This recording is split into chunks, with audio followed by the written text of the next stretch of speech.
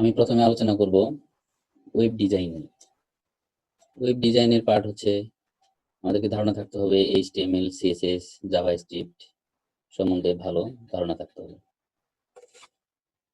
এই এইচটিএমএলটা কি, web page কেন ব্যবহার করব? আমাদের বিশ্বে প্রায় সব ধরনের অফিস আদালত এবং পার্সোনাল ওয়েবসাইট, ওয়েব ব্লগ প্রয়োজন। এজন্য এর ভবিষ্যৎ অনেক গুরুত্বপূর্ণ এবং এটা জানা আমি মনে করি যে সবার জন্য অপরিহার্য। এবং এই ওয়েব ডিজাইন এবং ডেভেলপ কাজ করে ফ্রিল্যান্সিং এন্ড আউটসোর্সিং এ ভালো একটা মার্কেট রয়েছে, যা আমরা ভালো করে শিখে বৈদেশিক মুদ্রা অর্জন করতে পারি। তা আমরা এখন জানবো যে এইচটিএমএল কি, যেটা দিয়ে ওয়েবসাইট ডিজাইন করা হয়। এই এইচটিএমএলটা হচ্ছে হাইপার টেক্সট মার্কআপ ল্যাঙ্গুয়েজ, যে ল্যাঙ্গুয়েজের মাধ্যমে ওয়েবসাইট ডিজাইন করা হয়।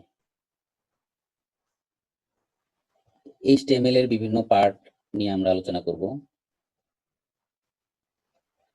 এইচটিএমএল এর ভিতরে কি কি আছে সেটা আমরা জানবো। এইচটিএমএল এর অনেক ভার্সন আছে, যেটা 1989 সাল থেকে টিম বার্নার্স-লি ইনভেন্টেড www এর মাধ্যমে শুরু করা হয়। এটা 1991 সাল থেকে এইচটিএমএল এর ভার্সন বর্তমানে 2017-তে এইচটিএমএল 5.2 ভার্সন আপডেট হয়েছে। আমরা এইচটিএমএল নিয়ে কাজ করার পূর্বে আমাদের জানতে হবে এডিটর, এইচটিএমএল এডিটর কি। এইচটিএমএল এডিটর জানতে গেলে আমাদেরকে দেখতে হবে, আমরা গুগলে সার্চ বারে লিখতে পারি এইচটিএমএল এডিটর লিস্ট। তাহলে আমাদেরকে অনেক ধরনের এইচটিএমএল এর এডিটর চলে আসবে। অনেক ধরনের মধ্যে যে কোনো একটা এডিটরে কাজ করলে আমাদের চলবে। আমরা সাবলাইম টেক্সট কেমনে ইনস্টল দেই, ডাউনলোড দেই, সেটা আমরা দেখব। সাবলাইম টেক্সটের জন্য আমরা সাবলাইম টেক্সটে ক্লিক করব। তারপর আমাদের সাবলাইম টেক্সটের লিঙ্কটা চলে আসবে, আমরা ডাউনলোডে ক্লিক করব। অথবা আমরা সার্চ বারে লিখতে পারি sublimetext.com, সেটা লিখলেও আমাদের এই সাবলাইম টেক্সটের ওয়েবসাইটটা চলে আসবে। এখান থেকে আমাদের উইন্ডোজ ভার্সনটা আমরা ডাউনলোড করে নিব। আমাদের সাবলাইম টেক্সটটা ডাউনলোড হচ্ছে। সাবলাইম টেক্সট ডাউনলোড হওয়ার পর আমরা শো ইন ফোল্ডারে যাব, গিয়ে আমাদের সাবলাইম টেক্সটটা কেমনে ইনস্টল দেবো সেটা দেখব। আমরা এই সাবলাইম টেক্সটের উপরে ডাবল ক্লিক করলেই একটু পরে ইনস্টল শুরু হয়ে যাবে। এটা নর্মাল অন্য প্রোগ্রামের মতোই ইনস্টলেশন। আমরা যে ডায়লগ বক্সটা আসছে এটাতে আমরা ইয়েস ক্লিক করব, সেটা ডায়লগ বক্স। এখান থেকে আমরা নেক্সট ক্লিক করব, ইনস্টল দিব। আমাদের সাবলাইম টেক্সটটা ইনস্টল হচ্ছে।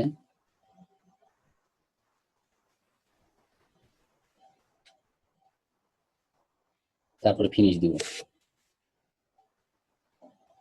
ফিনিশ দেওয়ার পর আমাদের সাবলাইম টেক্সট এডিটরটা ইনস্টল হয়ে গেছে। আমরা সার্চ বারে সাবলাইম টেক্সট লিখলে সাবলাইম টেক্সট এডিটর চলে আসবে।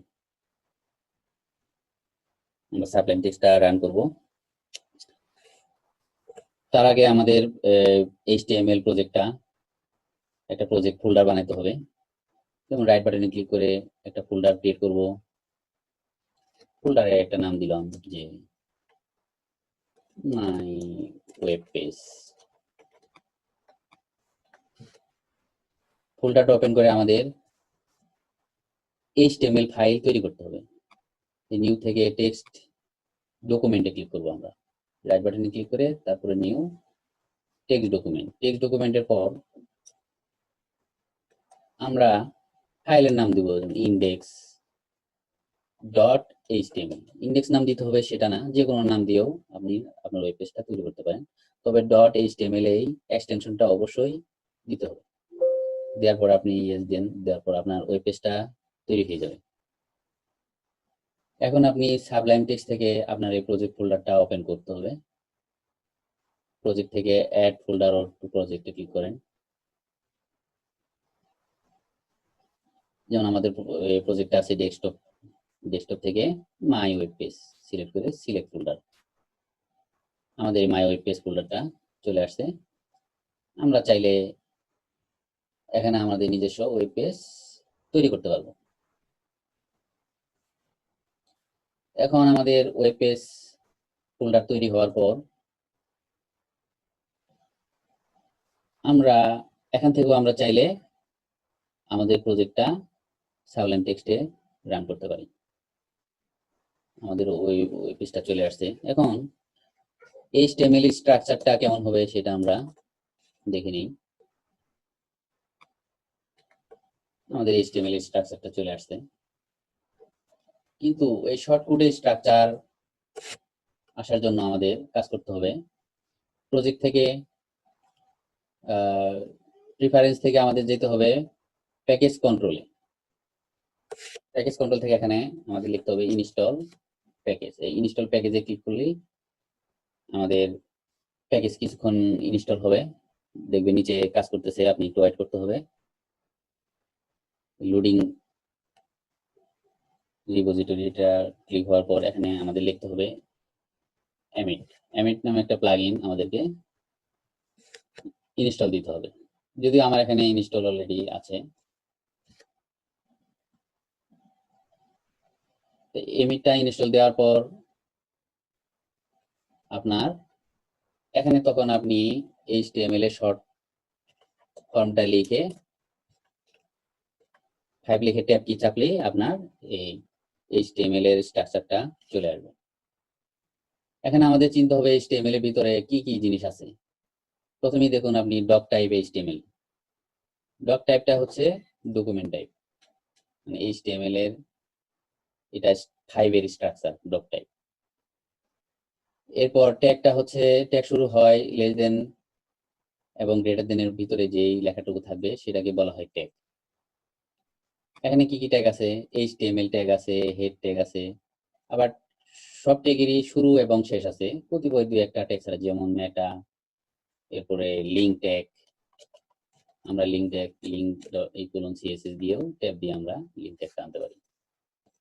যেমন আমরা ট্যাগ শেষ বুঝবো কেমনে, লেস দেনের পরে রাইট স্ল্যাশ দিয়ে ওই ট্যাগের নামটা আবার লিখলেই সেটা ট্যাগ চলে আসবে।